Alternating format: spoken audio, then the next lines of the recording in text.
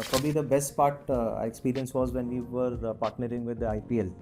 Great brands build just on personalization in the D2C space. And you start with Mamaearth or Wow started off selling onion hair oil as their first marquee product, and look at them today. As a marketer, it was amazing to see how BCCI, generally a sports body, can make a marketing-led product, which was fabulous, and how they monetized it, and how to squeeze your sponsors. So that's something one can learn from BCCI. Like to start, Mr. Murthy. Okay. Yeah. Thanks, Vijay Murthy.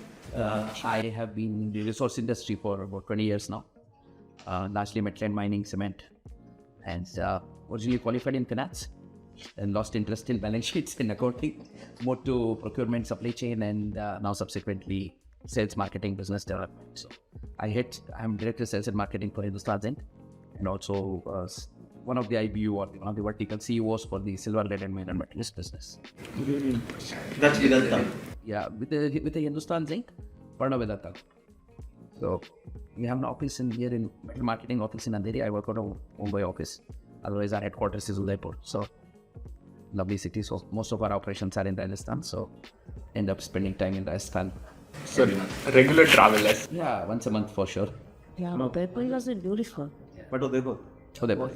That's where our corporate office is. And then we have all our mining and smelting operations within 2-3 districts, all about 100 kilometers from Udaipur. So we've been core commodity metal and mining for the last 20 years now. Get to enjoy the fresh air also outside Mumbai. So that's really wonderful as a part of the work. Surely, I do love my trips to Udaipur. It's a lovely place. Yeah, hi. So this is Sudhanshu Tripathi. I started as a strategy consultant. Did that for quite some time, and then slowly moved into marketing when I wanted to become more accountable in terms of dashing out strategies, sharing what to be done. It was more about execution on the other side. Worked with multiple industries, right, starting from IT to fintech to power, engineering services, and right now into cybersecurity. Marketing has become a forte over a period. Right now, I'm the chief marketing officer for QuickHill. QuickHill has two brands. One is QuickHill, which is into retail. The other one is Securite, which is B2B enterprise, and that is the focus vertical right now. Loving the cyber security domain for last 2 years. It's learning every day. For the company, it's learning from the marketing perspective. So it's a good balance of people getting to learn what marketing can unlock, and I am learning what cybersecurity is, and it's a wonderful world, very intriguing. That's how it keeps me busy. Pune is the headquarters, so I frequent Pune and enjoy the drive Mumbai to Pune during the rains specifically. Yes, that's me. So Lonavala would be a break in between us. Yeah. So Lonavala Now it's with everyday affair. FPHL, it is like Yeah. It at times becomes painful as a Lonavala, specifically the ghats. the ghats. When it's choked, I think they're absorbs you straightening for a that couple of part. hours. They're straightening that part. Yeah, they are. So that will ease a lot of trouble. Bottleneck. What is the express में पे हर 50 metre पे camera लगा दिया There's some speed limit of 100 or something, right? Or 80 or 100? 80. We only think कि हमारे ऊपर revenue target है, गडकरी साहब के ऊपर भी है. So that's a lot थोड़ा of. ज़्यादा ही जिलस वाला दिखा दिया हर टावर के नीचे एक कैमरा लगा Yes. It's very difficult. It's very difficult. But at least I have not received that. I was speeded sometimes by mistake. But at least I have not received any. ये मैं तो shop से भरा एक बार 5,000 रुपए 100 की एक साथ 170 की स्पीड पे गाड़ी चला रहा I wouldn't do that. Shop से भरा है One Charge the penalties exponentially. दो बार Okay. two retires back to back bro Percentage over achievement पे. I know. Okay. So it's me now. Manimala here. So I've been into brand, it's 25 years now, marketing grad, and been into brand and marketing forever actually. So started, but across varied industries like consumer durable, consumer goods, media, education, health tech, e-commerce, you name it, been there. Also did a bit of entrepreneurship in between, so have that experience also. Then came back, joined the industry back as a CMO at ASCII, the regulatory side now, to understand how things work that side. Worked there for almost 1.5 years, and now if we are talking about key marketing trends, I think my designation is one of them, So fractional CMO right now, working with two clients and also do consulting with a couple of other clients. So that's me in a nutshell. So you know the deep dark secrets of brands. Which you cannot share. That's the challenge with us. Because right on the other side. Let's see. Now we have a But I thought the Q&A round was only before the drinks.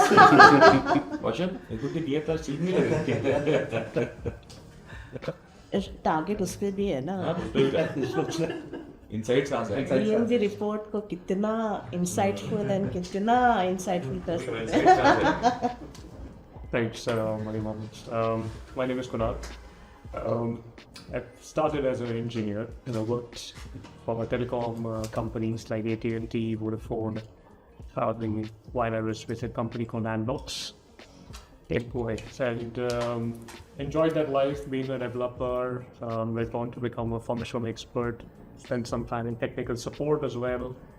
And then I got sick and tired of all of that, so I wanted to change my profile, and I enjoyed marketing because I got a lot of exposure while I was with AT&T. We launched the Apple iPhone back then. That was my experience, and I enjoyed working with their marketing elements. So then it gave a shift towards marketing, and then I joined L&T Group, was part of their strategy function.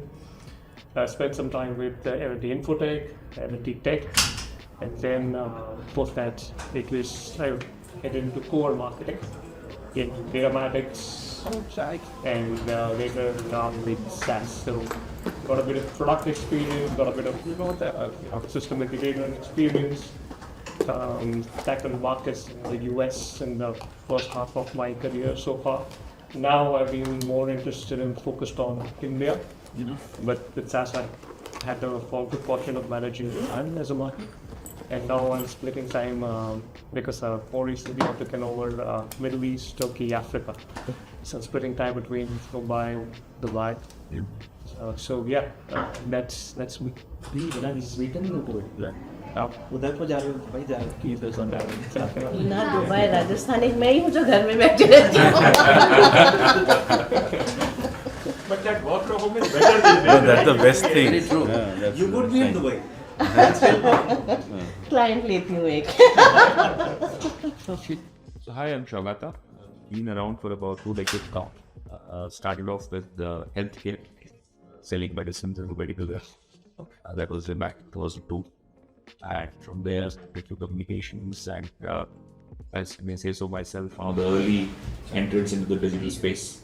Those were the days when we used to sell Facebook pages to customers and brands and work with Omnicom, work with WPV. And for about 12 years, then last 5 years with Tata Communications, looking after digital content, experiential marketing globally.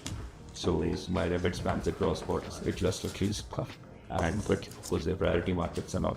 It's been a great experience working with, for the first time working at the corporate. So far I've always been the agency side largely. So hopefully bringing a lot of the other side of the table experience to corporate discussions and being able to contribute. So yeah, going. Great. This is my turn. Class on you already. Hi, I'm Francis Rodrigues. Been working for almost 2 decades now. I started off in consumer durables in Samsung as in the corporate sales and strategy function. Moved to Asian Paints, did both retail sales as well as brand management, and then group brand manager for the get finishes range. Then moved to insurance in HDFC Life, and I've been there for throughout all the different years. I joined in their corporate strategy team post which I've done what is called as internal sales or customer value management. I've then moved to heading and building a data and analytics team as well as an analytics and AI center of excellence. And in my current role, basically looking at the what is called as the self-source P&L, which is basically the e-commerce and digital marketing. So, Francis is doing something amazing. That's great. Hi, I am Shrishail. I have about 2 decades of experience across multiple categories. So started with Vijay Paints, then moved to financial services with ICICI Prudential, MetLife and Kotak. From there, then I moved to Pidilite. From there, my previous assignment was with Cipla, where I was heading the consumer marketing division, trying to create more awareness on health issues broadly. And currently, right now, I am heading marketing at Indira IVF, tasked with the job of fueling growth and the next phase. Okay. And the next Pidilite alumni will talk later. That's good. So I worked with Pidilite for almost 7 years. Oh, when was this? This was 2000 to 2007. Okay. So spearheaded the entire stationery category for them. Fantastic. Same category, but years don't overlap. Okay. Who took the handover from Vendanta? I think the middle one is missing. When did you join and when did you leave? So this was, I joined in about 2014 and moved out in 17. Manimala, right? 2000 to 2007. 7 years of gap in between. Yes. And then definitely. Many things would have changed. Sorry, which company was that? Pidilite, Fevicol, yeah. So hi guys, I'm Alok. I don't have 2 decades of experience. Yeah, so been in the digital space ever since I began my journey. But it has been an interesting one because Roti Kapda Makan, I think I've sold everything through digital. Started off with Makan, went to Roti Kapda, and then a 2.5 year stint at Piramal Pharma, selling consumer products digital, setting up the D2C vertical. It's called Verify. You must try. Then sort of my, some of the personal fears that I had were, were regarding the stock market, and I was really afraid of it. So I wanted to kill those, and hence I got this opportunity to, join IIFL around 1.5 years back. IIFL Securities, to be precise, the brokerage arm. But I think the priorities for the group changed, and there was certain sort of shift in gears at a group level wherein they wanted to focus only on the private wealth business and not to democratize the stock market. So, and then I embarked on this journey with Equentis Wealth, which is essentially, the mission and vision is very, very close to my heart, and we are a group of some passionate people led by a gentleman called Manish Goyal. He's presently the CEO and the founder of the company. So we are a wealth advisory company, but we specialize in equity advisory, and we're trying to establish this whole investment advisory as a category. So I think as a marketer, I couldn't have asked for more because it's like building something from scratch. And the base is huge. I mean, for some of us who have been in the BFSI space, I mean, suddenly after COVID, the equity markets is kind of full of action. SEBI has been busy of late, very busy. How are you doing? So yeah, it's been an interesting journey. But yes, digital has been at the center of it, and I'm sort of, very humbly attributing everything that I could do to the certain shift in the consumer's head that happened over the last 12 years. Because when I started selling homes, we started selling homes online through a property called GOSF. I don't know, some of you would remember. It was Google Online Shopping Festival, right? They used to do this. And when the first time when we went out and told our CEO that we want to sell homes online, he's like, "You've gone bonkers. People can sell socks online, but no one will buy homes online." But it turned out to be very well. Then we sold on Snapdeal, we sold on Flipkart. We did a project launch with Facebook. Kirtiga Reddy was the CEO then. So it's been a very, very interesting journey, and very proud to be sitting here with all of you. A lot of learnings, I'm sure, in the conversations ahead. That let's see how much how detailed question does he ask, so that depends on that. Tough questions. Super. Professional sure that there's a lot of notes taking. Marketing masterclass. Practice. So, hi everyone, I'm Kaushal Thakkar. I'm the founder of Infidigit. This is my second venture, but I would like to say something about my first venture. So, I started my first venture as a freelancer, right? I was in college and just started taking up some projects around e-commerce and digital marketing. This is way back in the year 2000. Google was not yet in India at that point in time. So, I used to create websites as a developer, and that's where I would connect more with an engineer than a marketer first. But as an engineer, started working on it, started getting projects from US, UK at that point in time, and projects started pouring in. So that's where I started, I have enough projects coming in, now let me hire some people and then at least get the work done. So started with that.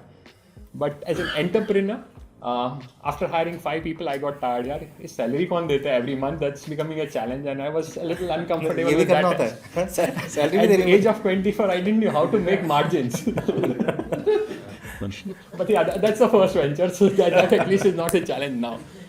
So then at least I got an offer from one of the ZTV holding company at that time that, hey, we want to do the first hyperlocal store in India. This is way back in 2005, even before the Flipkarts and the other things had started in India.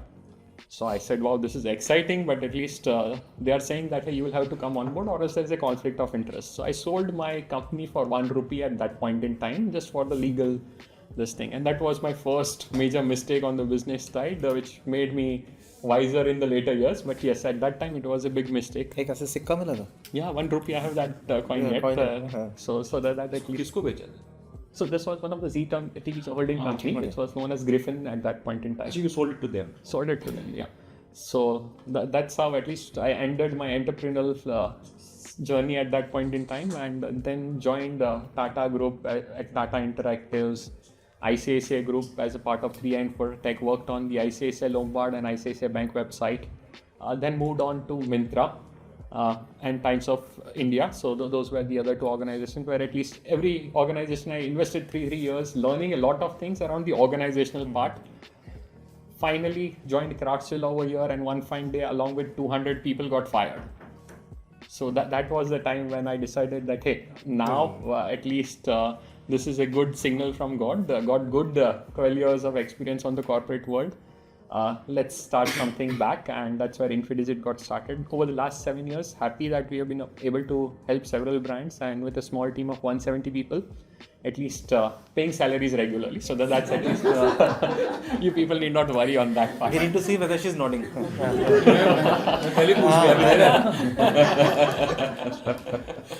So that's a little about me. Yeah, now over to you. So I thought an X-Toy also. I'm also X-Toy. It's so great. Yeah, thanks for was Ashish Kakkar. Ashish Kakkar. Ashish, how is the CHRO? And CHRO and CBO was there. Ashish but came after me. I was in, I left ICICI in 2009 if I'm not. Ashish has been a lifer there, but maybe Vashi office. Vashi office. I was in the Indira office, so that at least maybe I've heard the name. Yeah, that at least. Ashish now with ICICI that micro finance was a business around. So CHRO. Okay, that's great. That's with that. Yeah, so that's a little about me. So I'm Anandita. I had sales at Dun & Bradstreet. I had sales for the sales and marketing solution and the enterprise accounts at Dun & Bradstreet. Been with DNB for about 20 years now, across multiple roles. Been part of the operations team, client servicing team. I've been in sales for the BFSI sector for 5 years. Before I took up this role last year, where I worked very closely with a lot of marketing heads across corporates as well as BFSI. So, of course, the topic is very close to heart and discussed majorly at all my client meetings. So yeah, I'm thankful that I'm a part of this, so I get to learn so much more from all of you directly. Thank you. Perfect. I think now over to you, Vipul. At least the host also deserves an introduction. Hi, I'm Vipul Oberoi, and I have the most boring career in this room because mine has been plain simple, mostly in the financial services. But I need to make it interesting because Yeah, I'm in definitely. this August company. Story is Yeah, needed. so That's why. story is needed. So I have to ring it. अभी बैठ के कुछ ना कुछ तो बनाना होगा. Okay, but sometimes truth can be boring. But I started my journey with Axis Bank, so that was mainly in marketing. Probably the interesting point there was I also started handling a business, which was the gold coin business, which was the a very unique business which a bank handles. It was bank had no business being in gold coin business like jewelers, but we used to be. But those were good times. So I had the fortune of having turned around the business. Then subsequently I moved to the liability side of business because that is bread and butter of a bank. From Axis I moved on to Yes Bank, so which was a good, energetic bank, doing quite well. Then, so those were good times. In fact, I had 6.5 years there. Probably the best part I experienced was when we were partnering with the IPL as central associate partners, and that was a great experience. So just to see as a marketeer, it was amazing to see how BCCI, generally a sports body, can make a marketing-led product, which was fabulous, and how they monetized it, and how to squeeze your sponsors. So that's something one can learn from BCCI. But it was great to actually see the kind of this becoming a platform. We used to always hear about the medium is the message, and I realized with IPL, where just being part of IPL itself gave that kind of fillip to the brand. So our awareness scores shot up, our consideration scores shot up. It became equal to SBI, and that I realized what is the power of a property that you can create. Then subsequently from there I moved on to India Infoline. I felt before Alok had joined, I was heading the marketing for the NBFC and for a brief period the securities business as well. And there again, there was an interesting thing where we revamped the whole visual identity of IFL, and we did our first ever brand campaign that was with Rohit Sharma. So that was interesting. We started up big. It was great to work with very creative minds like Rensil De Silva, the director. It was good to see how the whole thing shapes up. The CD Baat one, right? The CD Baat one, yes. So it shaped up quite well, but as happens in BFSI industry, it goes up. Sometimes you never know when it gets hits that plateau, which you don't expect. But then it really improved the brand. So that was a great time for us as well. And then I moved to Dun & Bradstreet, which was a marked shift from what I used to do from a B2C side to a purely B2B side. And I think that was probably one of the best decisions of my career because I realized that there were too many years spent in BFSI. It was getting a bit boring, I must say.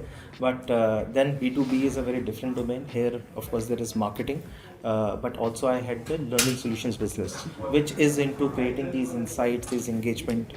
We do conferences, we do research, we do even training, and research and all is very close to my heart as well. So again, interesting ones, and again, I'm very happy to be here. Being in this room where we have marketers, I see people who have such a varied experience, who probably are best placed to talk about the key marketing trends because you have seen everything probably in your life. I think whenever I see the FMCG sectors, I see mining sectors, I've seen on the BFSI side, communication side, and to put things in context that the landscape is constantly changing. What we realize is that whatever we have strategized for, say, now we are doing it for 2024 in our company, and you'll be doing it soon in many organizations in April. And you have to be probably an astrologer. You have to be a forecaster, predictor. We really don't know. And of course, there have been new things coming up every year. At one point of time, there was social media, and then came your campaign management and customer value, marketing automation, and then you have now chat GPTs in the ears of the world. There's something disruption which is coming in every 3-4 years. And for us to make our strategic operating plans, we need to be the thought leaders in our organizations. Our organizations look to us, and we all work in very brand-led organization where they understand the value of creating a brand, where they understand that marketing is growth marketing as well, as we say, bringing the business as well. So what do we take back to our organizations? How do we guide our organizations? And that is the idea here, to get every person in the group. So to kickstart with it, what we'll do is we'll have first a short poll, just to give an idea on what everyone thinks. So what we have done is there is a Mentimeter poll. So what you can do is pick up your phones and scan this QR code, or you can put in the URL menti.com and enter this code. So AI, thought leadership and personalization. If you would see three different courses of action for us, so there's nothing that we can really pinpoint that this should be the biggest trend of the year. And I think these are good starting points for us if we look at thought leadership, AI and personalization. But personalization is AI-led. Is AI-led? Has it become very AI-led? So, in fact, I can start probably, Alok, you're on that side, is that what do you think would be the biggest trend amongst these? You've seen various views. I'm not sure which one was yours, but what's your opinion on this? So yes, I'm happy that my first choice was personalization. I think while she's saying that AI-led personalization, yes, of course, it could be AI-led or it couldn't be AI-led, but I think personalization at various levels, okay, and it starts with the first touch point, with the consumer, right? I mean, most of us are in the business of creating demand for one or the other category, right? There was a time when one message could suit everyone, and we used to call it spray and pray, and send it out to everyone would react. But I think over the last decade or so, at least I've seen it very closely, that consumer has evolved in a way that we can't even imagine, right? I mean, from a country that was in guilt of consumption to a consumption-driven economy, I think that's a very big shift. We are starting to consume now, and we are very hungry consumers. When I say hungry, consumers have so many choices that if the brands are not talking to them in a personalized manner, I think brands are being commoditized. We have seen some of the cases in the recent history, and some cases of great brands built just on personalization in the D2C space. And you start with Mamaearth or Wow. These are all Wow started off selling onion hair oil as their first marquee product, and look at them today. Same as with Mamaearth. I think they've done a fabulous job. But what did they do? If you look at the core, is they just picked up say one Tanuj or one Alok and started speaking to that persona in a way that he or she would expect, and everything else sort of comes in together to support that. It'll be AI, it'll be technology, it'll be multiple marketing channels, it'll be MarTech stack. Everything supports that in a way that my communication needs to be indexed more on being at the right time to the right person and in a very personalized manner. So I think that is the key, and I've seen it across. I mean, real estate, of course, is a very high involvement category because you need a lot of time and convincing power to sell a home to someone. But equally, when at Piramal, we launched a kids brand called Littles. For the first time, we entered into this was COVID, so we started off with baby diapers, and then we extended into masks and sanitizers and this and that. बहुत सारी चीज़ें हुई, but उसमें ultimately we realized that if we are not speaking to the customer one-on-one, be it a high involvement category or low involvement category, the customer doesn't stick around. We can say that, okay, I'm a BFSI player, and and insurance is equally important for everyone. Yes, it is, but insurance might be something else for me versus for Vipul versus for XYZ in the room. For me it is fear. For you, it might be a vanity cover for your family. For him, it might be a rainy day check. So I think these cues, when marketers pick up, they can better tailor their messages, they can better pick up the channels, and they can better orchestrate their entire strategy of going step 1, step 2, step 3, and all these steps will have data that will be left as footprint for you to pick up and say that, okay, this channel with this message and this communication strategy gave me X output, this gave me Y and this gave me Z. So to me, I think personalization is one of the biggest stuff. Manimala, do you also add this? Yeah, I totally agree with personalization because I think, and just to add to him, of course, we have a huge deluge of data which we need to analyze, and, of course, we personalize. But we also have this dynamic personalizations today. So, on a real-time basis, brands at the, just now while you are interacting is when, so that's how strong the AI backends are today. So, to pick up what the customer is talking just now in whichever touch point they are interacting, and the brand automatically customizes the kind of message, the kind of offer they offer to that customer. So yeah, I think personalization is definitely a key today because customers were always kings and queens, but I think today they are just point. Should we say the situation is that no personalization would result in no relevance?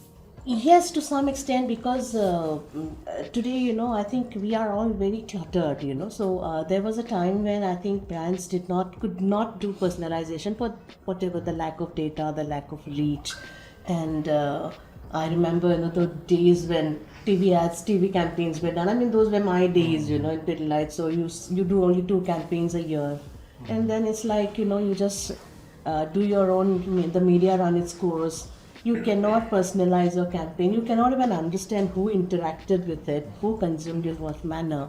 And hence the relevances were not so high. So it was a very push, branding. But today we are talking about, everything. Every brand is looking at personalizing to the extent that they want the brands to, consumers, every brand to become a pull brand today. The consumers need to look out for these brands. But mass media advertising and personalization typically would not go together. So today it's all about omni-channel advertising. That's why nobody can pick and choose one mode of channel. I mean, even if it's as I rightly said, even a BFSI or even an insurance today. In fact, I know Tata Insurance. So the latest ad that Tata has done on insurance is again, we have always spoken in a certain tone when we talk about insurance, very fear-mongering, very boring tone. But today I think the kind of ad we are doing is a stand-up comedy, even for an insurance. Because we also need to know who are the consumer we are talking to.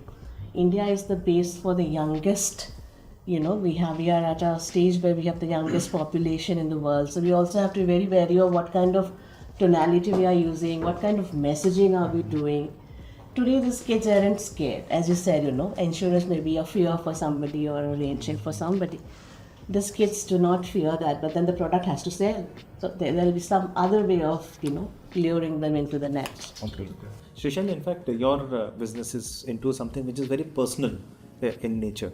And how do you then navigate that personalization front? Because you need a lot of information to be solicited from the prospect or the client. Right. So the key, I think, is, I'm just picking a cue from Alok, what he said, very interesting point. If you were to look at the marketing journey when it comes to personalization, right? I think gone are those days where the famous Henry Ford said that you can have any color as long as it's black, right? To a point where product customization became a so-called personalization. Like, say Asian Paints, the Mera Wala pink, you can take any color and we'll have it for you. I think we've moved away even from there. Today it's all about not just product offering, but also the experience that you create for the patient, right? So like you rightly asked on the question of healthcare, while the treatment or the procedure broadly could remain same, but because the requirements are different and possibly the health conditions can be different, so therefore the how you really go through that process could change, both at the technical end as well as from a consumer point, from an experience end, right? So how do you really understand that aspect and then tailor make your consumer journeys in a way that suits each and every kind of people coming in? And we are not talking about large sets to manage the segments, but more at a one-on-one basis that really matters. More so in healthcare, because the dynamics are way too complex than what you typically buy in any, let's say, FMCG for our to create a balance here. That's one. But also it's about the criticality aspect, right? In terms of how important this decision is and maybe life-changing for most of them in these cases. And therefore the engagement and involvement is also very different, right? And therefore all these put together kind of matter in terms of how you really create that personalization, both at a, let's say, product offering as well as a experience when it comes to. But at the outset, do you get enough information to do that personalization? Yeah, we do. So what we do is, as a business, we never reach out in terms of, let's say, cold calling, right? The journey starts for us when there is an inquiry generated from the consumer. So we believe our job is to create more awareness and education, and the consumer has to reach out to us, right? And once you reach out in a way that's more comfortable for the consumer, information is seeked that can be used to then tailor make the journey for that consumer. So, but when you seek, they give. It's an evolving process. As long as you don't make it look as if, at the first point of contact, here is a questionnaire, fill this out. As long as we don't do that, and you make it look more meaningful for the patient as they are going through this journey, and you need not collect all at one go. Right. As we keep advancing, the information keep flowing, and you can keep real time make changes in the journey. That's possible. And that's on the B2C front. And Kunal, do you do that on the B2B front as well? Yeah, so both, taking a cue again from what you mentioned about how paints, I made a category called analytics. So data management and analytics is what SaaS does. And it's been a very level personally for me to witness how analytics is now like in the product level, like in so many different use cases. And that's personalization from a product. For example, during the COVID days, we created a dashboard which is now also publicly available for Odisha, government of Odisha, which kind of talks about what is COVID status in a particular district, how many beds are available for people to utilize in case there is an emergency, how many ventilators are available, right? And the same analytics product, for example, is used with HSBC to kind of predict suspicious transactions that happen at real length, and then stopping it from becoming a fraud case, right? So mitigation of fraud. So from a B2B standpoint, you're looking at that product getting personalized and customized to meet a particular demand. On the other side, on the marketing side, right, it's informing for us, especially from a content standpoint, when we are talking about things like thought leadership. A while back when we started, so we are into analytics now. Of course, analytics is evolved to become AI, right? So a lot of that machine learning algorithms and all of that which we had now have access to increasing compute power, connectivity, and then that means that automatically we get into the space of now. When we actually launched campaigns around AI, we launched some of the global campaigns which were a little ahead for India at that point in time. We realized that because we were analyzing the consumption patterns, and we suddenly realized that there was no uptick for the content that was doing very well in another region. What that meant is that we actually went back to the drawing board here in India, worked with some of our partners locally in Accenture, and worked with Forbes, came out with a white paper which talked about delivering on AI and how you can get started on the journey of AI. It was really fascinating to see that when we actually launched it on a large scale, we got 24,000 dollars just from that one white paper. So tons of first party data. What the data really told us was that we needed to change our tactics basis where the customer was in its journey. So, and then of course all of that, the regular campaign personalization that we do is happening. But the point is that there's all of that is driven through data that is coming through the channels. So the more you know, the more you can personalize. And in fact, the data is something which we call it the oil. We have been hearing it for years now. But how do you really capture it and how do you make use of it? It becomes a very different ballgame altogether. And so, Sudhanshu, for Quick Heal, for example, it's a product which is digital. You must be collecting also a lot of data on user behavior. How do you tweak all that into personalizing your product or the experience? No, so before I jump into specifics of what we collect, when we look at personalization, there are two trends that I see. Personalization definitely, because that's how we want to be treated as consumers at the end of the day. We don't want the extra fluff, we just want what it is important for us. On the other hand, I look at data privacy, especially with DPDP Act in practice now. It's just a matter of couple of months when the rules will be laid out, because right now there is no clarity. It's just the election for which the government is waiting for rules to be laid out. Parallelly, we are seeing the cookie crumbling on the Google ecosystem. Now, all of that would lead to a lot of first-party data collection. Everyone would like to collect first-party data. Now, where is the data coming from? The end consumer. Now, there will be a fatigue. Again, that's what I feel. At some point in time, people will resist from sharing data. Institutions who already have data would be held accountable for sharing their data across the ecosystem. It was free for all till this point in time. When we look at the Indian context so far. So I see it's a dilemma that even the consumer would have, that I want personalized service, but I don't want to share data.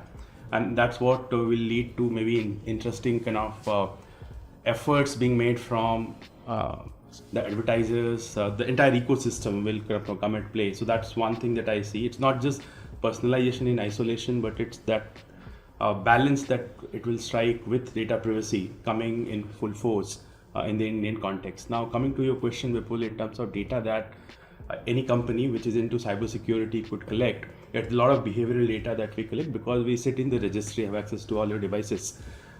Anything and everything that happens, there is an opportunity for us to capture. But because I also sell privacy products, we understand that where we need to draw the line. So it's more about collecting data at a persona level, where we're just collecting enough data which can help me understand your requirements and help you serve better. So that's what exactly do. And we do it on both sides of the business, for both B2C and B2B. And we're able to curtail our offerings.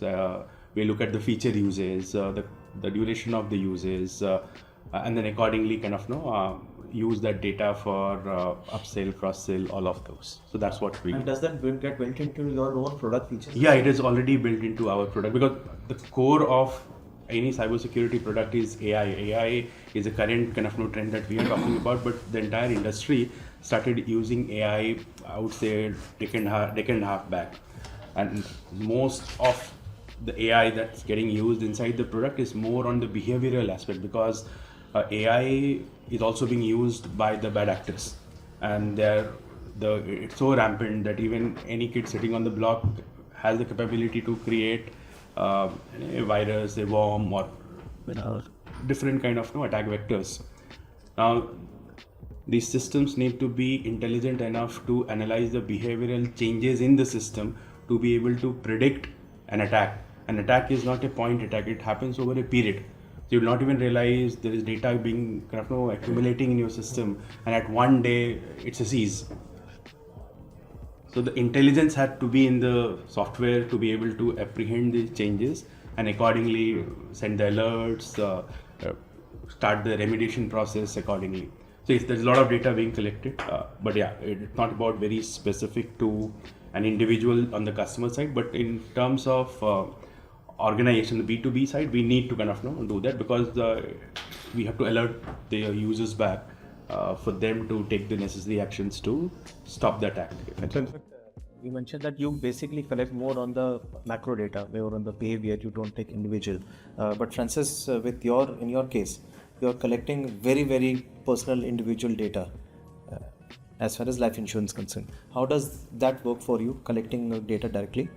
So insurance is fairly regulated as an industry, and I think some of these things in terms of being a data fiduciary, and it is most insurance companies are basically designated as data fiduciaries. So being able to control who has access to data, forget about outside the organization, even within the organization, is very, very well laid out, and that's one of the key things. From a marketing perspective, I think it depends upon what do you want, for example, to collect data for. And we kind of differentiated in terms of two areas. I mean, basically, somebody who's coming in and trying to generate more awareness and interest, things like that. And that necessarily, the customer needs more time to think through various other things, and so it need not necessarily require you to collect data or have a part with zero-party data which the customer wants to do with the first-party.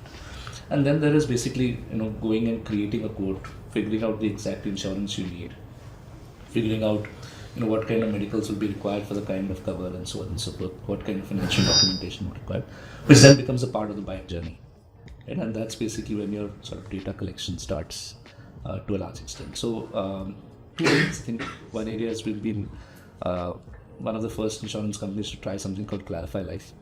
This basically is speaking to Gen Zs and millennials and things like that about how and why insurance and stuff like that. And you can kind of go through the entire thing, go through a term guide and everything without ever giving your name, number, or email or anything such. And the whole idea is you're creating content which is useful, that has value to the end consumer. And it's done in a very brand agnostic way also. And then there is obviously the entire insurance purchase process, which for reasons of underwriting, for reasons of risk and so on and so forth, you need to collect that information. There the idea is to try to make it as painless as possible. Do you have sort of third-party surrogates for it? So today, current bureaus provide income surrogates instead of having you can write stage 1 itself. You have basically account aggregators and other places where you can kind of get a lot of KYC, etc. data from and CKYC, all with customer consent and OTP or things like that. So that's basically how you kind of there's an insurance form is around 100 plus fields to get someone to kind of fill that entire thing and then give us money, and then we give them a PDF of their policy. It's a lot of work. So, and a lot of online customers are taking up all that work.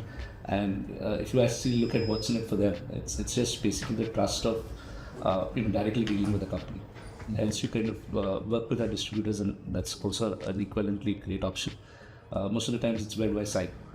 So if you're going to give this extra work to the consumer, and again, not with a huge sort of price difference or anything else, you have to create value and you have to create ease in the entire process. And I think that's the key element of how you collect data, and especially personal data analysis.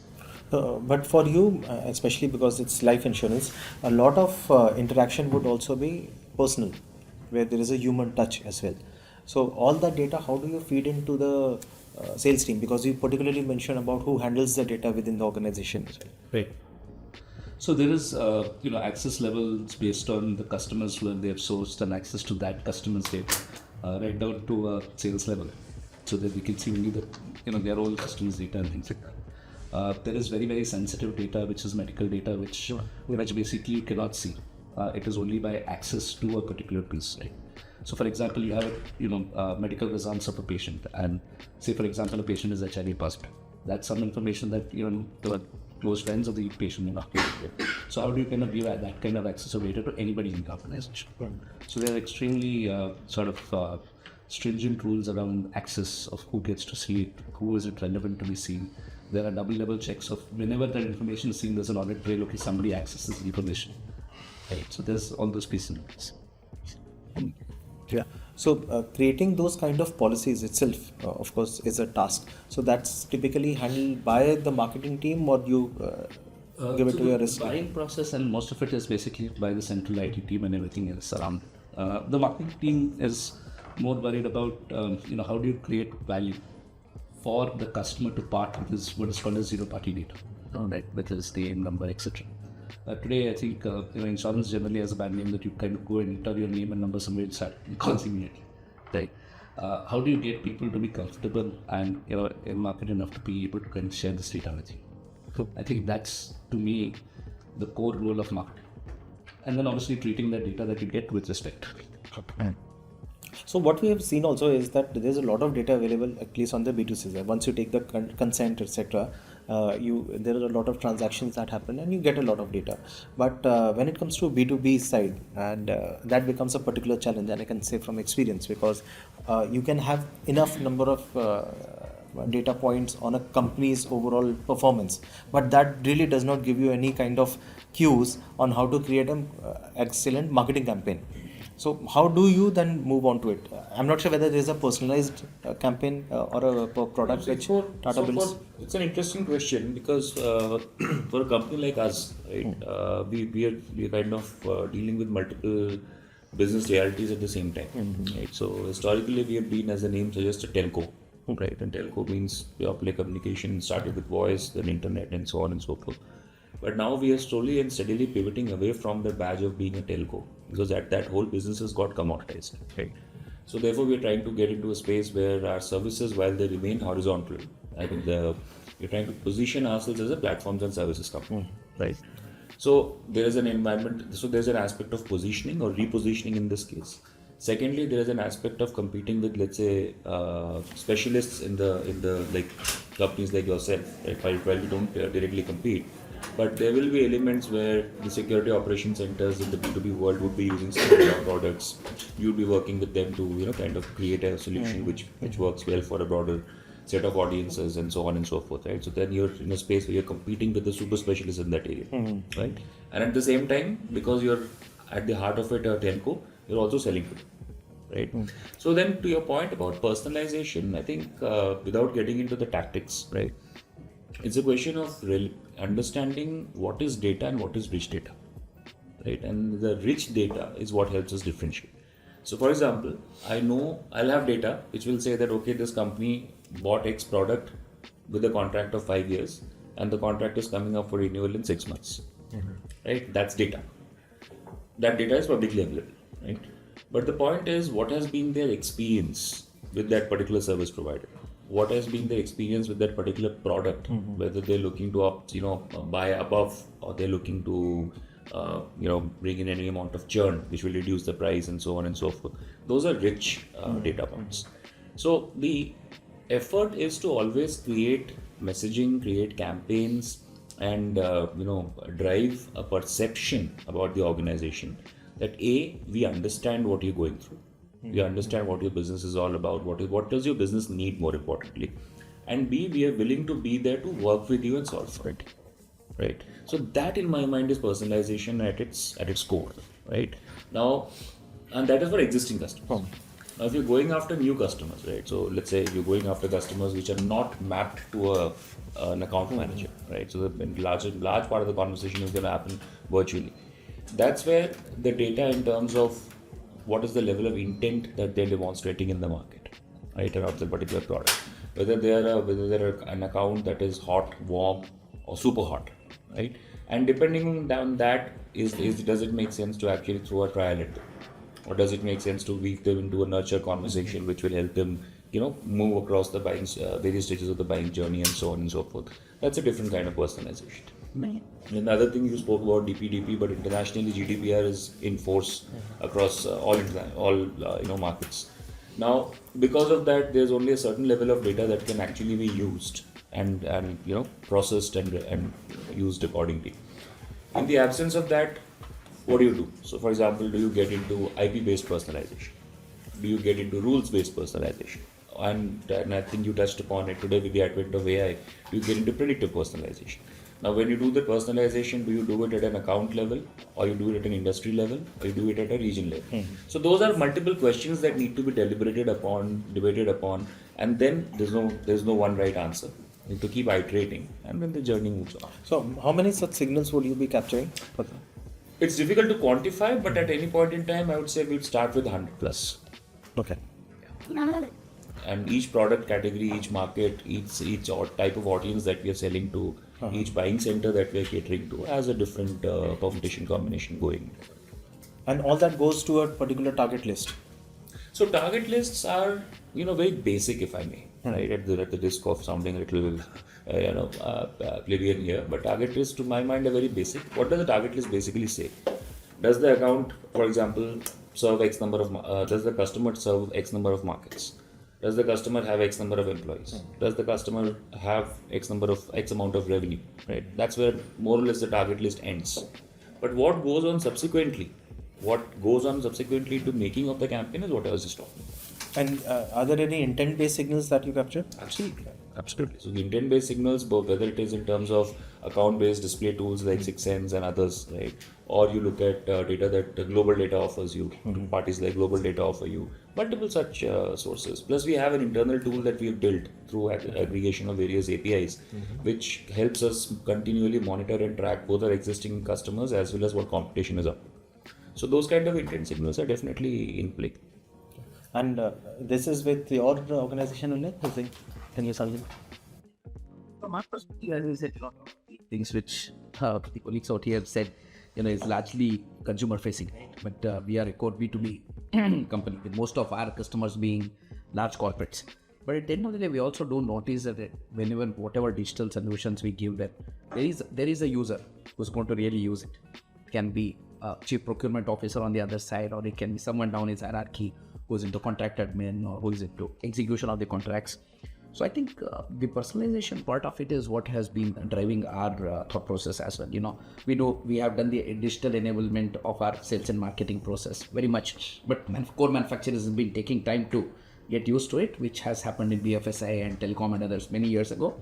But now we've seen it in core manufacturing as well, that most of the activities are end-to-end digital and completely backed.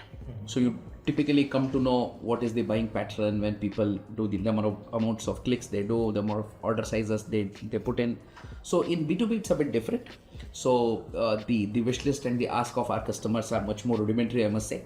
Not so much of high-end, you're getting into predictive stuff in terms of how will a customer behave. In ours it is much more, you can say, granular. We know exactly how things will happen in terms of the consumption, because we're into hardcore consumption-driven functions in terms of how much of coated steel will get produced or how much of coated pipes will get produced. So there is a numerical metrics to all of those. So, but very importantly, from the digital experience point of view, as we said, whenever we have customized our portals, our experience to the customers, customers have come back to us with a lot of feedback in terms of what is it that they would want to share, they don't want to share, what is it they want to see, they don't want to see. I think that's where the trend is going to be, what I'm seeing.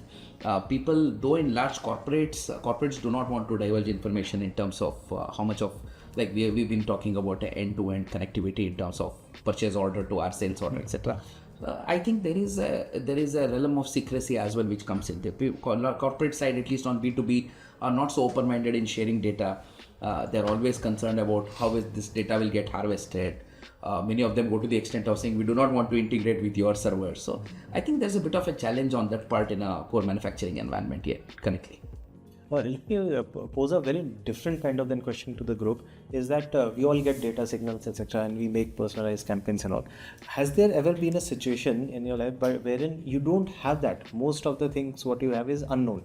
You're not getting data from it. You don't know how to really build that personalized campaign, and yet you are supposed to pitch to that target segment. Has that ever happened? Maybe it's a new target segment, maybe it's a new market, and you don't have enough data points for yourself.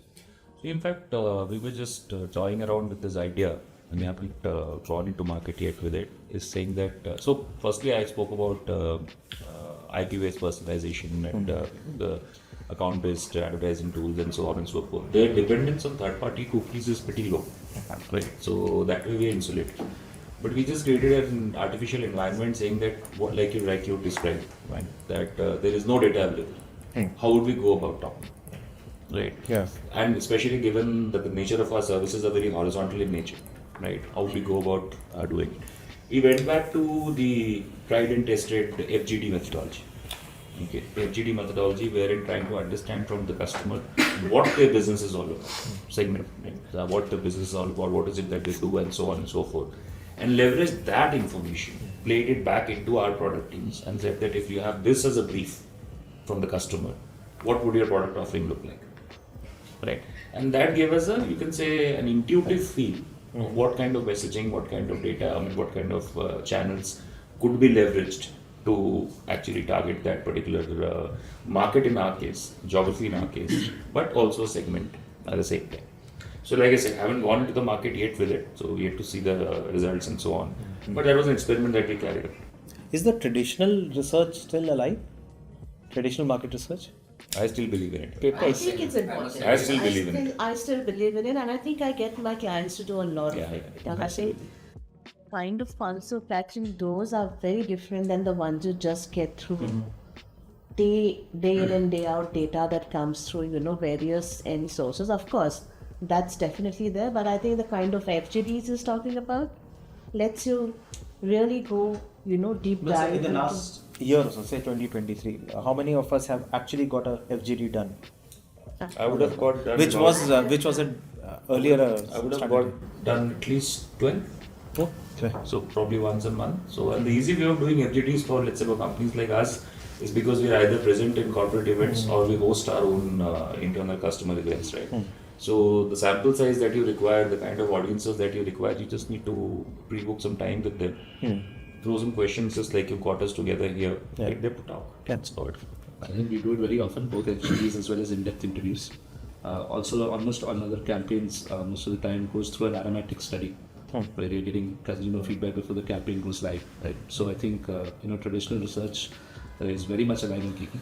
Yeah, there are a lot of sort of digital research happening and brand lip surveys and stuff like that. But learning a lot of stuff directly from your target consumer and doing that, I think it's something that cannot be replaced. It's even more important in a digital world than in the physical world, because in the physical world you had a lot of eyes on the place of purchase, right? I mean, in FMCG you're standing in front of a kirana store, you're observing consumer behavior.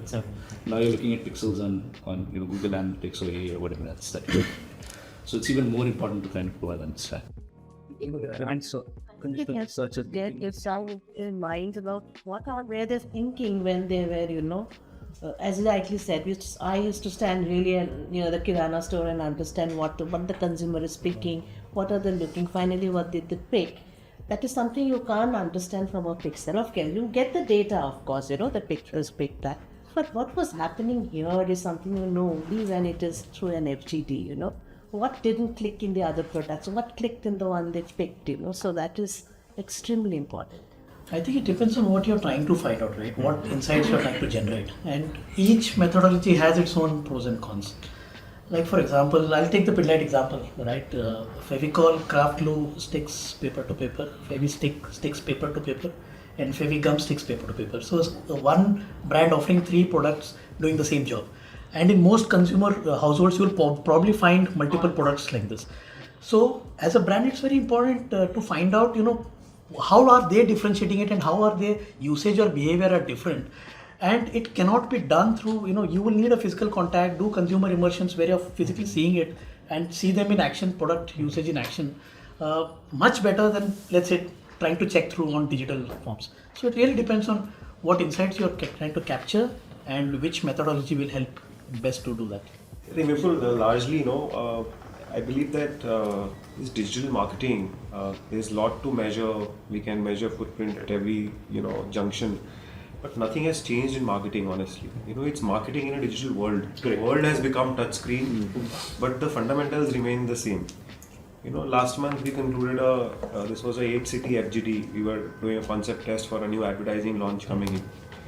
It's not only about how people react to a concept. As marketers, it's very important to, when you're sitting across the table or in a room with you sit behind, right? The agency is, nudging them, and you are that traditional way to look at a FGD as a marketer. The body language of the consumers itself tell you so much. See, digital can tell you, okay, our agency, the advertising agency, imagine the world is actually flipping on its head. The advertising agency said, why are you investing in research? Do landing pages options. CTRs will tell what is working. I said, I'm sorry. I mean, CTRs will tell me, at in a 3-second focus that a customer or the time that he or she will give to us, he or she will go through the headline only, for which we've been spoiled to read the headline. Okay, but when you're trying to build a concept and you don't test it with the consumers, we don't want to lay flat on our faces. So traditional research is going nowhere. I mean, today the biggest of the FMCG companies, do you think that a Walmart or a Colgate or they don't do researches? I mean, he's saying 12. I'm sure they would be doing 15 a year, at least, not 18 a year, 1.5 researching a month. So I think nothing is going anywhere. There are too many matrices to be measured. Why? Because they're available. And all thanks to, don't take anything in wrong, but the agencies, when they come, I remember the Future Group days, you know, a big boardroom like this and Mr. Kishore Vyani sitting there. There was this very hip digital agency called Social Connect, which has now become FCB Connect. Both of the founders were there, husband and wife, and pretty young guys. They were presenting, and the only language that they were speaking were million impressions, this, that. Kishore Vyani stood up saying, "मेरे से लाखों में बात करो पहले."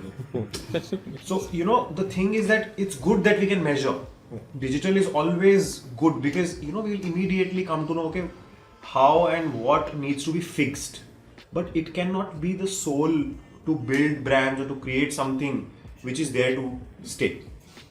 Because look at the cultural fabric of India, right? We are a touch and feel economy. For us, any transaction is related to a lot of emotions associated with it. No. I mean, shopping, it's a affair, right? Unlike West, where in a Black Friday people will queue, like crazy. For them, it's like buying a jeans is jeans. For me, still buying a new pair of jeans is involvement. And I think that's true for every category. I mean, you as a cultural fabric, it's very deeply ingrained that unless that physical touch happens, wherein you're sitting with the consumer or a set of consumers and understanding what are they trying to bring to the table. Otherwise, you can do campaigns sitting at your home also with a fancy, landing page created. You can test it digitally. It's going nowhere. I mean, that's my strong belief. So where we are talking about human psychology, we are all focusing on FGD. It's very important to get those non-verbals also, those cues, which probably pure data through digital platforms may not able to afford. That can give you one aspect of it, not complete one. And here we are trying as marketeers to bring the two together and analyze it, and that's human intelligence. But here these days we are talking about the other trend, which is the artificial intelligence. So there is a growing importance of artificial intelligence, but at the same time what we are saying is that human intelligence cannot be discounted. But again, when it comes to reliability, when it comes to accuracy, when it comes to timeliness, whether you can get those kind of skill sets in your teams or that kind of information from your teams to help you build that human intelligence. Where do you stand in your organization? Where does your organization stand as far as artificial intelligence is concerned? See, I mean, if I were to start, our business is built on artificial intelligence because we are into equity advisory, and there are almost 320 plus algorithms that have been built, which are IP of the company, which run in the background, doing multiple checks on, okay, is company ka PE itna hai, asset class hi hai. Algo-based trading. Yep. It's not trading. So we are not into trading. You are into research purely. We are not into research. Advisory. We are into advisory. So if I have to cut it short, if you come to me, I'll study your goals. I'll ensure I understand what is your objective, short term, long term, family structure, etc. I'll make a personalized portfolio for you. But that is not basis my whims and fancies, but basis what the algorithms will find in the universe of, say, example, 250 stocks that we have and track very closely, and then they will make a personalized portfolio. All of this is based on AI. Now, AI, it does not necessarily mean that the entire process becomes AI driven. It's a part of it. From my, recommendation of that portfolio to you, AI is the core. From my customer acquisition strategy, AI is the core, because currently my primary audience comes from 0 to 2% lookalike of my first party, data which is existing there. So it's all AI. But, still, we take it with a pinch of salt. We say that, okay, if AI is actually building in on existing data, that existing data cannot be the sole base. We have to keep adding to it. Because, artificial intelligence start he artificial word से होता है. वो असली नहीं है. It is based on some data that you are providing. So it is deeply engraved in the organization.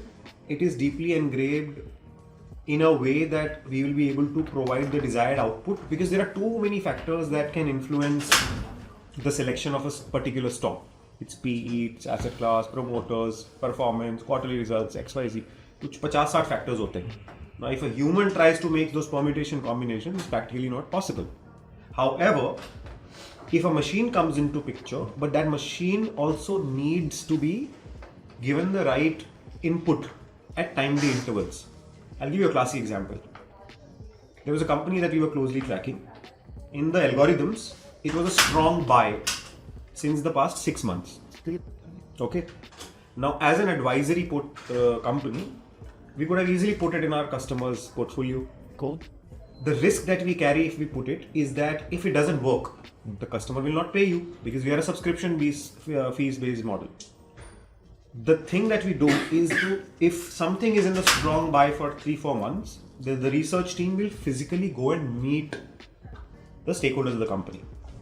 Say example, if it's a assembly line somewhere in Patiala and that company is featuring in strong buy, it's a small cap. Our head of research went, out of the 6 assembly lines, only 2 are working. 4 काम ही नहीं कर रही हैं.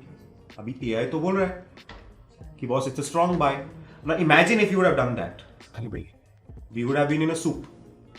Now that means AI needed a input. So the input that then the team gave to the thing was that, and that was a manual input that, there's a provision in the algorithm that you can manually input that saying out of the 6 assembly lines, only 2 are working, and hence the productivity, which seemingly is higher in the quarterly reports or whatever, is not true. The algorithm changed. Suddenly it went from strong buy to immediate exit. Now look at the play. So the play is that we cannot depend on something which is artificial by the virtue of it. Having said that, we can use it as a efficiency builder on something that we are very sure of after having, making sure that we have certainty. So yeah, I think it's always going to be human, it's intelligence plus artificial intelligence, because it's about quality and quantity. So the quality, as all of us said, the FGD, the collecting, the psychology is something that only a human can understand. I mean, just give an AI to read a page or a story. It'll of course read it much faster, much this thing, but it will not grasp the nuance of the story. Whereas, give it to a human, we get a better thing. And just the way he said, you need to continuously have a human interaction with the AI. But at the same time, I also say that, today I think it's ironical, but data is what is helping us also make the brands more human. Because we have that kind of data that we are able to, personalize and make brands feel so, what do I call it? So personal to every individual. Contextually relevant. Yes. We needed a machine and data to finally humanize brands because of the amount of, insights that we can have from the data. So earlier, after. Listen, I was talking to a few of our customers, largely B2B industrial, all the procurement directors kinds, We were telling them that we have seen the last 10 years of supply chain data, right? We want to feed it into a model, try to create a model saying and try to predict consumption. And the one thing with all the procurement directors told me is, it will be too perilous to do that. He said, please don't ask your sales guy to stop visiting us, because our business is so much of, we are in a VUCA world today, so much of volatility coming through. Mm-hmm. One Houthi attack there on one ship disrupted the entire supply chain across all shipping lines overnight. So the market has become so volatile that the extent of whatever AI, all these tools will come. I tend to agree with what Alok said. You could probably use it to get some underlying currents but you cannot make it as the be all and end all of decision making. Decision making in marketing got to be humble, feet on the ground, meet customers, do your discussions. The connect with at the ground level is super critical. Otherwise, you could potentially get very misled by looking at historical consumption patterns in the industry, and finally you come to know that one global macroeconomic event, it is not even a black swan event. One small event can destroy your entire supply chain or the consumption base. So I think that's one thing that many of my procurement directors who are my counterparts told me. So don't try to get too much on the AI and all other things, but do use it very cautiously. But please do continue to be grounded in terms of your interactions with our consumption base. So there was this ad, some of us may remember, there was a kid clicking on one digital ad, right? Oh, and the sales shooting. And because of the clicks, the company actually went into an overdrive, increased production, and there's that, and so on and so forth happened, right? So, marketing is that kid. Okay, if we don't click properly or double click, on what the information that we are getting, we'll end up putting our companies in that situation, right? So, to your answer your question, is AI important? Yes, it is important. But is AI going to lead the charge? I still think it's not. Because the whole business or the whole concept of, let's say we talk about Gen AI, the whole concept of prompt engineering, it decides the output, right? In prompt engineering, while it can be codified, it can be, I mean, there are engineers in the room, they can probably verbalize it better.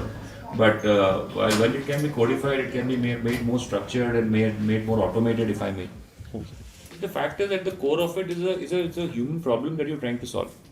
Right? The whole reason for a brand to exist is to solve a particular consumer pain point and be a pain reliever, right? A gain giver. So if you keep true to that, and like Alok said, it's marketing in a digital world, right? So if you keep true to that, don't forget that. I think. Shrishail, I think it's a journey. We are at a very nascent stage of AI, so maybe the amount of human intervention required, let's say in decision making, might be, maybe the requirement might be higher at this point of time. Possibly with more information being fed, machine learning, experiential, the dependency on AI will possibly keep increasing on the go. But will it really replace a human? I think what it is very clear around that looks very difficult, right? But I think the dependency will keep increasing on the go. So when you see, we are of course quite matured and ahead, most of our organizations, on when it comes to digital marketing. AI based marketing, it's still new. So let me just do a dipstick, and we have another poll which Ankita will help us with, and it will give us more idea on maybe a summary of how we are using AI in our organization. So is your organization using AI for any competitive edge? Is it for differentiation? Is it for market insights, innovation? Typically in our category as well, although we are AI native, but when it comes to the consumer side, the realization was that you need to have the human touch, because the business was built on distribution-led model. So people, and every distributor is a local influencer. So people go, whatever your marketing campaign can say, and try to convince on the value, but ultimately the verdict is through the influencer, because they trust that individual. They can walk into, they can hold him or her accountable, and that's what kind of gives them comfort. So it has to be a coexistence kind of. Actually, in my pharma days, I've seen chemists holding that kind of influence. Doctor का prescription change हो जाता है क्योंकि chemist के पास वो दवाई नहीं होती है, वो कहता है अरे मैं बता रहा हूँ वही है, ले लो।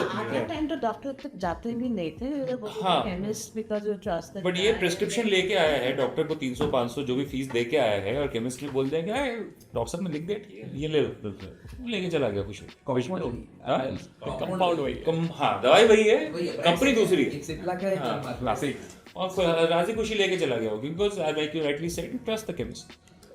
If we kind of bring the conversation closer to marketing, and today mornings we was one large global IT MNC has fired more than 25% of its marketing and communication workforce then be replaced by AI. Yes. Right? There's this whole argument saying that are the articles or the creators and everything and developed by AI today better than that by humans? The answer is better than the average. Right? May not be better than the best, but generally better than the average. So given this context, right, do you think marketers will get disrupted? Forget about the business getting disrupted. Well, marketers get disrupted. Anyways, most wall guys have black box AI models which say that, हाँ ठीक है, आपको जो आप signal pass करें हम उसी को target करें, right? Which anyways you have no view about. Even if you're most educated about the ML or AI models, you just don't have the information because it's a black box by the wall garden fee. So where is the marketing sort of intuition or knowledge or experience coming along? So I think it's probably two areas. So one is whether it's AI or not, the consumer is there or the customer is there to come to get something done. Right now, whether it's a great LLM based chatbot or whether it is just simply a sort of dialogue flow based window scripted thing. as long as it helps him get the work he's come to get done faster, it doesn't matter.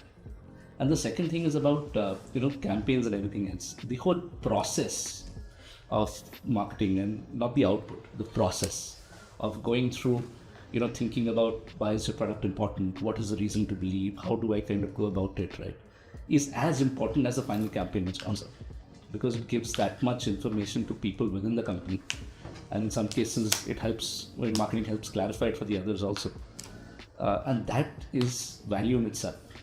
So the process is value in itself than the outcome.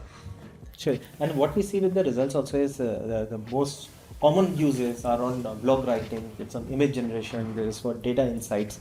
And when we are talking about it's giving data insights, but it is, we need to ultimately interpret those results as well.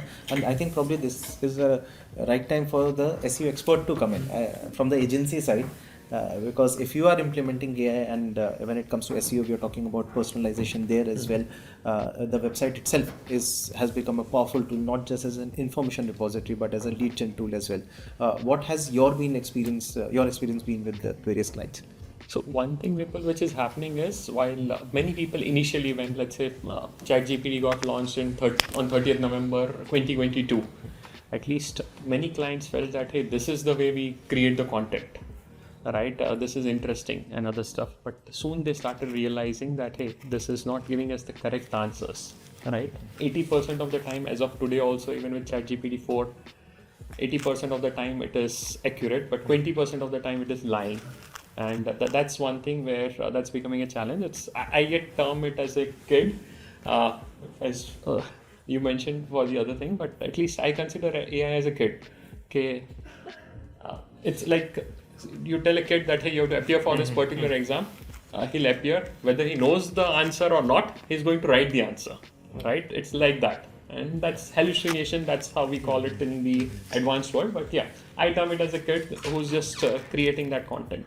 Now initially, even search engines like Google used to rank this kind of content, at least in the early days of 2022. But soon in 2023, this kind of content started getting removed from the search engines, etc. In fact, last week also Google created a more stricter algorithm, which made only that expert content, as Francis mentioned, that, hey, it is around the average. Below the average, definitely it has replaced those people. But yes, there are some people above the average. Now that's the content which is ranking well. So now our effort is to tell brands that, hey, we'll have to create content which is led by EEAT. I'll just term that as experience, expertise, authority, and trustworthiness. Now, these are the 4 factors which is helping Google to understand that, hey, is this content consumable? Is it something which people would love to enjoy, or is it just information which is collected from so many other websites and presented to you, right? If nobody wants to look at that kind of information. But yes, people, as we all said, that, hey, there is a need for human connect.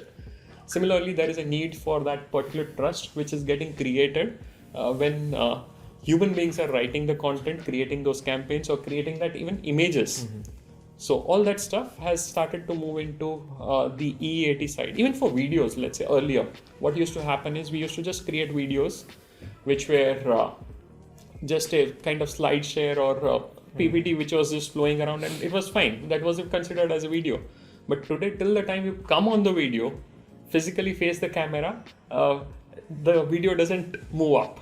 So for ranking, with all this multi-modal things and other stuff coming into the picture, even a video which has a human person speaking over there, that ranks better than the normal videos. So in those kind of things also we have started seeing that. You mean the SEO score is higher for what it identifies as a human over there, right? Instead of just a video. Earlier a video, any type of video would rank. That goes for website content as well? Content as well as plus images also. Right, so what about Gen AI created image which is on image?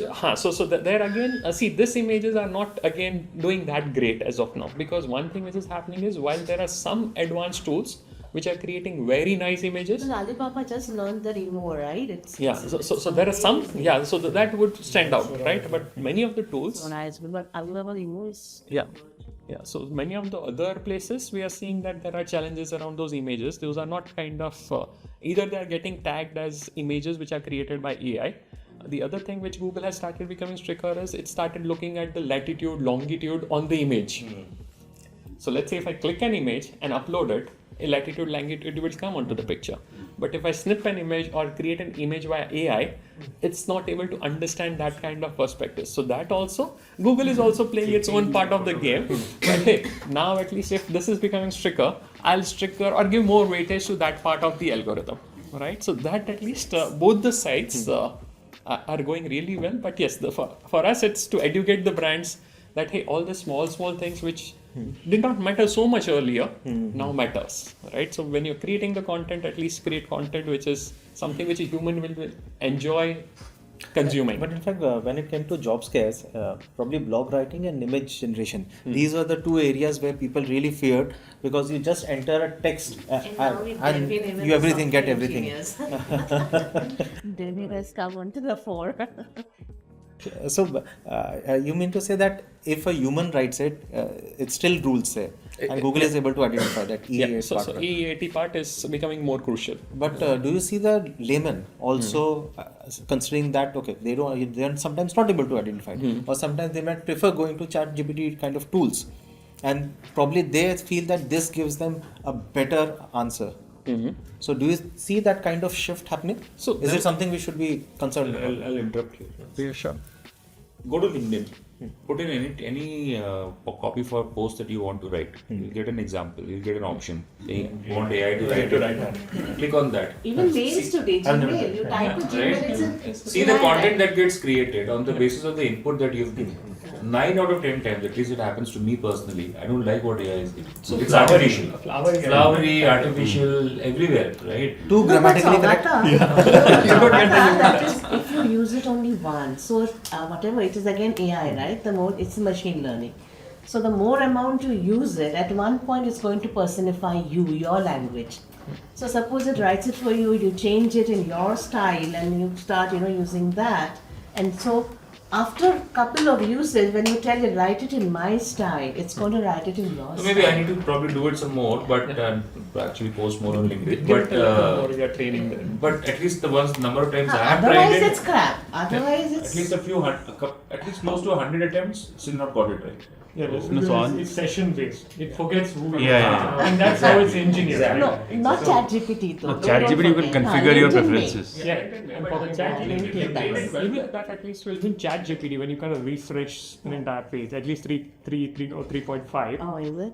It's a new session data was The session data is There, I think if you go to settings, you can configure. Gemini is terrible. It doesn't remember anything. I'm saying if you go to settings, which I think most of us have not tried, you can configure your style. Yes, you can. Even with 3.5, you can Kind of configure. language. you're talking about ChatGPT. ChatGPT, you can configure. LinkedIn, I think. I thought LinkedIn, I didn't know it No, was- LinkedIn, I think it's. LinkedIn you can't. No. Vipul, can I just add something? Sorry, I'm listening and I just cannot not speak a little bit if you don't mind. My name is Pawan Chawla. I'm the founder editor of MediaBrief.com. Only today we did this podcast with Arthur Little's president. And I've been following the space very, very closely. And I've checked. We've had major problems sometimes with PR agencies who will send us quotes and beautiful authored articles written by AI. The first thing we do is check, is it AI generated? If it is, we throw it out, right? Because you have things like GPT-0, you put in a file, it will say 98% likelihood of AI generation, 2% human. And Google algorithms that you were talking about today, they have unindexed hundreds of sites purely because they have AI generated content. That's it. And even if you go to ChatGPT and try in your settings, the Google algos find out and know that this is being generated by AI to impersonate somebody. That's wrong. So it's that bad there, that's how far ahead they are, and eventually the contest between Bing and Google on Google's failure with its, or reported failure with its ChatGPT kind of counterpart, and Bing now giving ChatGPT 4 free of cost to everybody, it's going to, there are far bigger things at play below. And one thing that you all spoke about was really very interesting on FGDs, where it's all talking about how do you sort of map the customer through FGDs, and we used to do it donkeys years ago when I launched Ahart and CID on Sony. Okay, those were my shows, and we used to go across the country in the HS, and we had 20 people asking them. One of my guests on my podcast, Dwayne Varan, was the global head of media buying and media research for entire Disney Global. Today, he's done something called Media Science Labs in Australia. What they do is that they will get 500 people sitting in a room, and it's the most futuristic space where there are sensors to everybody's face, picking up twitches and registering them, and 500 people are exposed to content to which they respond with a variety of emotions, a variety of physical or whatever else twitches and all of that. I just see that is AI at play in its purest form, and it collates everything and it gives it to the humans, like you said, and then they have to make sense out of it. But it cuts short a 3-month period on these individual FGD responses in a far more accurate way and gives it in 30 minutes. And there are companies doing that in India. So honestly, I mean, like you said, it just said that AI, will humans replace AI or AI replace humans? AI will kick out humans where it can in terms of speed and in terms of being able to give inputs to the smaller select few who can then sort of push it out. So it's like it's a crazy whirlpool that's happening, and I'm really enjoying this conversation. Sorry, long monologue, but just had to share. Thank you so much for sharing this part. It's a perfect, I think, mixture of AI and human intelligence when it comes to that kind of an FGD. It saves time, and you can do it in a large quantity, but at the same time probably understand the psychology also. To your point, it's sort of inevitable. Now we need a human in the loop for sure, right? We need guardrails and all of that. Slowly, steadily, possibly, remove one. Just like whenever there is a new road that is opened up, we kind of have that, and then we kind of slowly start taking off, allowing the stretch to become open for more traffic to come through. It's sort of inevitable, whether we like it or not. In some ways, it's like climate change, Yeah, the way of looking at it is also how common does that vacancy become? Today we are used to reading stuff in a certain way. We've been reading that, let's say, for, in my case, 43 years, right? So therefore, certainly when AI comes in and throws in a new way of reading that same thing, it doesn't sit well with me. Sure. Right? But a kid of today, Gen Z, right, where they comparatively have lesser exposure to content the way we have seen it. True. And over a period of time, they'll get used to it. So the Googles and others of the world, they will also conform to the pander to the customers or the consumers' whims and fancies. And as you rightly said, it will become inevitable. So it becomes a way of doing things rather than, maybe the initial resistance to change or whatever you call it, which probably is happening today in some people's minds. But at some point, it will become the common currency.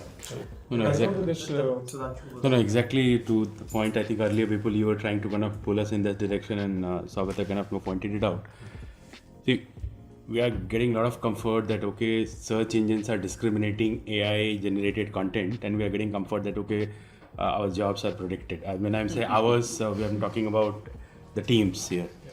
But what if they get replaced? Search engine, so for example, if you look at data, it says that 30% volume search traffic to search engines are going down. Now, if AI lives up to the hype, you would see relevance of search engine itself going down. Now search engine becoming that flag bearer of human oriented content or human generated content itself will become questionable. So it's too early to conclude is what I would say. It is. Just to add to that, I think search engine at the end of the day is also a program and algorithm, right? So you have two algorithms fighting. We also have something similar in both deepfakes and detection of deepfakes. Both of them, it's again algorithms fighting. So the search engine at some point in time is no longer now a rule-based thing. It is evolved much beyond that. In terms of almost being having several AI components of itself, just how it ranks content and what does it do and so on and so forth. So at the end of the day, what you're saying is, a couple of artificial intelligences are fighting on what you should see and what you should buy. So it's AI flagging AI. And both sides are developing. If you follow the deepfake sort of space, there are more and more sort of tools which can detect deepfakes, and then there are better deepfakes which can people those tools. You remind me of Terminator, man. But that also brings me to my mind, and I was just thinking about the third aspect on thought leadership, which is a big trend. Now we are talking about authenticity and artificial intelligence. That AI generated content is not really considered to be authentic. Now with thought leadership, it has to be your own authentic content. Okay. So how do you navigate that kind of space? Because that's a great way AI is a great way to start, but you need to have your own and content marketing is something which you also look into it when it comes to a website or any kind of digital content one creates. So how do you, in that kind of Venn diagram of AI and thought leadership and content, so how do we navigate that space right now? So navigating the space, at least I would say that in terms of the content part, you will have to bring in AI as well, plus you will have to bring the humans as well. Why? Because let's say specifically for country like India, where English is not the first language today also, right? The content, when we start generating it, we see that one value which AI brought in was the quality of the content or the writing style, etc. That definitely improved for some reasons, because the language was not correct, etc. But what it was missing was, as I mentioned earlier, the experience part. It did not have that experience. So how we handle this particular thing is sometimes, let's say when required, and whatever experiments we are doing right now, what we are doing is we are feeding it with lots of insights in terms of expert content. So the expert says that, hey, this should be the topic, this should be the subtopic. Within that, okay, this is the third level of topic, fourth level of topic. We go granular and just provided the outline. But outline itself, Thought leadership content. for even that kind of thing, that hey, when you're going into that particular detail, first yet at the end you will have to put some experience as well. It's not that you just leave it to this thing, but yeah, once you give that entire outline in terms of this particular thing, that hey, this is how I want to navigate the entire article, and then feed it and tell it that hey, with definitely some better algorithms, you feed it and then say that hey, give me the article. To those kind of articles, it's creating much more richer content, which at least started ranking to an extent, and it brought some articles to, let's say, the 10th position, 9th position. But yet Google is so advanced, even with all this kind of things, it is not taking that kind of content to the number 1, number 2 position. So there, at least definitely, as you also mentioned, that hey, there is that additional ingredient which it is able to understand, which we definitely need to put with expert. But sorry to interrupt you, but isn't it fundamentally against the concept of creating thought leadership? Thought leadership, yes, it is. That's why I specifically asked you. So that is fundamentally against, right? But the fundamental expertise should be ranking the highest. expertise will come in over there, right? So that's what I'm saying. That you bring in the EAT or the expertise, experience, authority, and trustworthiness in that content with the help of that outline. But now you don't want to write the detailed content within that. That's one way of doing it. But yet I'm not saying that hey, it's completely kind of replacing human beings, right? So those content which is ranking from 1st to 8th, that's definitely human. People have written that kind of content in terms of their experience, etc. And that's something which is ranking well. But yet, even coming to the 8th, 9th position of Google, that's not something which is a small task. No way. Yeah. So that also, it's something, at least it's reaching that level. But yes, it's a constant fight between the two AIs, as we discussed. Google vis-a-vis the other things, and now with Gemini, Google is also fighting against Google itself to some extent. So that's constantly happening. First of all, happening. I think personalization AI and thought leadership really ruled. So this is a thought leadership which is again too AI based. So what other things can the brands do, in the space of thought leadership? I think what we are really lacking to consumers is trustworthiness and transparency.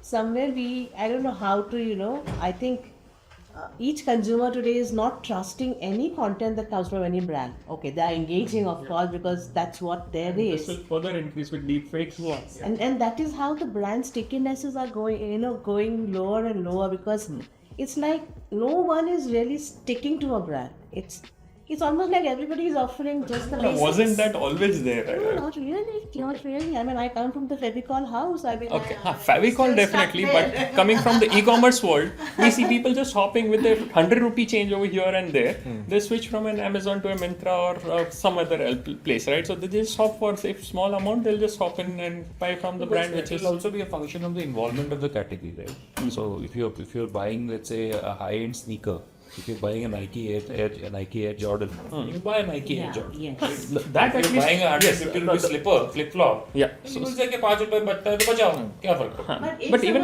में उस पे भी sticking है तो. No, so I'm referring to the. हवाई पहनना है तो बाटा ही. Then the number of choices were restricted. So that we have all got to shoes, school wearing naughty boy shoes, right? At least boys have. Yes. Right? We all got because that was the only option. What else? Others, the other parents couldn't afford, or we didn't know. I was speaking more on the marketplaces, right? The loyalty towards marketplaces. So that was there at some point in time, maybe. But yeah, I've never seen that thing. People are switching from an Amazon to a Flipkart to a Myntra. That at least happens. Now I think we are all going back to what do we call the brand-led websites. Back to that, then marketplaces, because somewhere this marketplaces are doing, I think, much better in the tier 2, tier 3 places where people are not already brand conscious. They don't know which are the leader brands. Yeah. And hence we are buying anything, we are very price sensitive, offer sensitive. But people like in the tier 1 or metro cities who believe in the brands are moving to, brand owned In fact, sites today. it's an interesting point you make. It's not only B2C. Even in B2B, Even in B2B. there are data points by bodies like yours, Serious Decisions and others, who basically say that 70% of the decision to buy is actually made before the first contact with the seller is established, right? And close to 80% of that decision making, which on whom to contact, comes from the vendor's website, right? Now, and that's the reason I was asking this question to you, that whether it's the right thing to do, because if as a service provider, as a vendor, I'm not being true to what my real reasons to exist are, what values I can bring to my customer's business and so on and so forth, and I'm using a machine or an algorithm to write it, right? Then am I being even honest to my customer? So even in fact, this at least we tell the customers also. It's not that the customers are shying away from this, right? So this at least whenever it has to be done, it has to be done with customers' acceptance. And further, these are all experiments which brands want to do. There are some brands who are saying that, hey, please experiment. We want to be the first or one to doing this, right? So there are those kind of brands as well. But I'll tell you, now it's not about saving the effort. Understand that aspect also. When we write this kind of detailed content in terms of the outline, we have seen that, hey, earlier it was easier for the content writer to write the article. They were creating that content and it was getting published and Google was ranking that also. But with AI stepping in, what happened is there is a flood of content coming in. Now, because of which that below average people which he mentioned, those have got the highest impact and those have actually been thrown out. So that kind of content never comes up now. Human beings who have been writing content which is that below average is also getting categorized as AI. So even if those human beings have written the content, it may be grammatically incorrect, etc., etc. But what they have done is they have visited 5 websites, taken the content, and then published it. And what's AI doing? Doing the same thing, visiting 5 websites. Plagiarism. Taking the no, but that's a content writer. At least when they are, and that's fact, right? People when they are 1 year of experience and you expect them that hey, he's going to write a BFSI content, that's not going to happen. Right? He's going to visit those 5-10 websites, pull the content from there, understand what is going on in that industry, and then create it. That's how content writers were doing it till now. Now it has moved to a higher level, at least. In fact, with AI coming in, now the content expectation has increased. That hey, you don't have to just create that content which is written as 700 word content. Plagiarism check are down, right? Plagiarism check, originality check also has to be done these days. Now that has increased our work. Even with this outline, we give it to this thing. So earlier, let's say if something was a content writers were writing 3 articles in a day, now they are able to do 2.5. Because for them also they have to do additional check in terms of originality. So there are tools like Originality AI, we use those. So that helps us understand that hey, after writing the content also, how much percentage is human, how much percentage is AI. Sometimes human beings have written that full content. Even after that it says that 30% AI, 40% AI. So that has increased our work instead of reducing the work there. For an Australian government and their vocational training booklets. Oh God, I had a tough time writing those content because even after I write it, it says 30%. I mean, I have to change my own language 100 times to make it sound, original. That happens when you're using mostly passive voice. The sentences, longer words just for the heck of the beauty of it. Sounds pompous. So it has to be very simply. So we have to be straight. I think George Orwell said the most difficult language is English is 8 words in a sentence and not more than 8 letters in a word. That's human at its best. I think it's also about maybe somewhere you would have read it and subconsciously you're kind of writing or reproducing it without your own knowledge. Could also be a big possibility here in this case. And therefore the AI might think that this is being picked up from somewhere else. So the writer may not be even aware of it. Yes. I think the important thing is to how do you kind of create value, right? So one way AI has created value, at least in some sense, is simplification. And I'm speaking from a BFSI perspective, right? I mean, your policy documents, your whatever else, your product brochures, etc. Generally, they're complex. More than complex, they have a lot of legalese also, right? Because that's how you're supposed to. Your compliance allows you to do that. Right? That's how you wriggle out of the claims. So you basically, if you kind of go and say upload this one of these documents to an AI and say that experience that to me, that's a value which the AI is delivering to some extent. But I think humans can deliver value in a lot of areas other than only simplification. It can be perspectives, it can be personalizations to different cohorts, it can bring a whole bunch of things other than just simply simplification.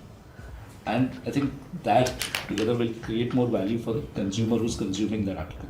At the end of the day, whether a human article is better or an AI article is better, is the best judge of it should be, did it help the person who's intended to read it? True. And did it create more value for that person or not? Very good. Who will decide that? The consumer, the person who's reading the article. And how does that translate into, so are you saying the end outcome is whether the objective was met? Yeah, the objective from you wrote an article, whether human or AI, for a particular cohort of prospects or consumers, and for that particular segment, and they read both articles and they found one more useful than the other. That's where I'm coming from. So and for example, found more value than the other. I think that's basically the value of the article. See, I think you spoke about category agnostic content, right? That one of your initiatives is driving. Was it you? Was it Alok? Not category, brand agnostic. Brand agnostic content, right? Now let's say that's something to educate people about. Let's say a particular kind of insurance, the need to have an insurance, and so on and so forth. Now, if it's an AI-generated piece or a human-written piece, right? What would be a marker in your mind that the person who's read the article actually found it relevant and promoted some action? So, I mean, there can be measures. One measure is, for example, like social media could be like tweets, likes, etc. Engagement. Another measure could be, the amount of time we spent reading it versus cursing, glancing, etc. Third is, if there is a call to action at the end of it, it need not always be a buy, but it could be any other call to action. Whether that call to action is taken, did it move that person to take the next, next action or next step in that direction? Did he look for searching, reading more, and did he kind of spend more time looking for similar articles and stuff like that? Or ultimately the behavior which I think, and the that's issue is the Google AI will not even let that content reach to that specific person, because the Google AI is going to flag it off if they put an AI which a person used to write that. I'm worried about that, but I'm not as worried because the other AI is also getting as smart as Google, right? So it's always going to be this balancing act. I'll give you a classic practical example of it. As a category, the lowest hanging fruit for us, and in the last couple of years, there was this keyword called retirement planning, for which people wanted to invest or start investing early, or early retirement. So we were, I was behind my team that why don't you write content on this, and some of them came up with very, like he said, very fancy looking, articles, and of course I knew that these are AI, and with no, I would say, not keeping it to myself, I told them that, did you use ChatGPT? Was it Bard? And they were very candid. My team said, I used this. I mean, of course, it's a smart way to build content. What we did, we said, okay, let's try. We put it out 1 day, 2 days in a blog section. It didn't work. So we typically write, say, almost try to write 100 to 120 pieces of blogs a month, almost like 4 a day, which is a very decent number for a size of company that we are. Then we said that, if this keyword is working for us in all our performance campaigns, giving us all the business that we need, then why is the blog not picking up? People are organically searching. Yeah. Of course, the reason was that it was, when you're reading something, voluntarily wanting to consume some editorial information, it is a heavy task if, you're not able to digest it. I mean, you start suddenly doubting yourself, यार मुझे इस चीज की समझ नहीं है क्या? But the point is that it is an outcome of a machine which has in a way made it so heavy to digest that you're not able to relate to it, and hence you bounce off. Contrary to it, there is this lady in my team who happens to be a content writer by passion. I told her, let's flip it on its head, and let's write a piece on maybe some best retirement places to live in India after you turn 45. And she very beautifully crafted a piece. That blog actually gave us so much traffic, that single blog जो हमारे को पिछले 1 साल में नहीं मिला था, उस एक blog पे आया. And we were like, when the review presentation, I was sitting with my team, they said, this is an exception. I said, no, this is not an exception. This is the way to go. If you really want people to consume your content and blogs, something that you want voluntarily people to read, you can't be anything but authentic. And that was so beautifully written that if it was written about Goa, when you were reading those words, it makes you feel that you're actually sitting by the beach. So there's a difference, right? And suddenly people see, ultimately उसको मैं conversion के lens से नहीं देख सकता. Now suddenly coming back to the matrices that we measure, okay, उस पे कितना CTR हुआ, how many people ended up filling my lead form and how many people converted. No, it's not meant for that. It's not meant for that. It's being contextual. It's being made to occupy that mind space in the consumers, and they listen. I read it on Equentis page. That retirement planning will stick around for with someone for some time. I mean, maybe and they then start come back. thinking about early retirement at least with that. That's essentially the job of us marketers, right? To induce some behavioral changes that we want for them to take that decision to buy a product or service. Theoretically, but it all said and done, efficiency yes, effectiveness no. Efficiency, speed चाहिए आपको. It's very transactional, something that you're creating as a transactional catalog. Maybe a smart way of doing it, just to make caution set. So you write that thought leadership, whatever piece.